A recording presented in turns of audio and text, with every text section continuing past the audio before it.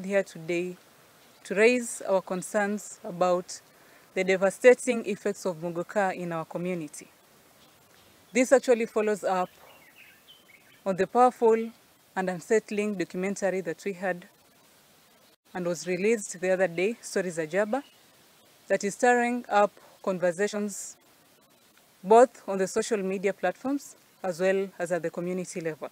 Muguka widespread use impacts social and economic well-being, leading to productivity loss, financial burden, and legal issues in some areas.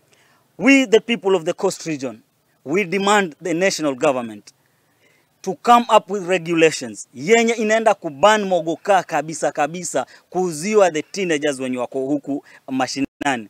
Na vile vile county government of Kilifi, it's high time you stop just sitting in your offices, come to the ground and see vile vijana wanavopotea, vile familia zinavoharibika. Mogoka tusipoichunga, at in the next election hakutakuwa na watu wa kupiga kura kwa sababu watakuwa wameisha kufariki na nyinyi mtakuwa mnaongoza akina nani.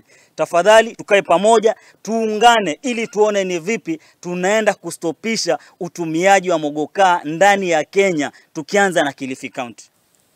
As a community-based organizations and the local change makers from Malindi who dedicate our lives to uplifting the society, we can no longer stand and watch the fabric of our community is torn by mogoka. Sexual and gender-based violence, it stacks parental negligence, malnutrition, environmental degradation, and unnecessary human suffering and eventually death.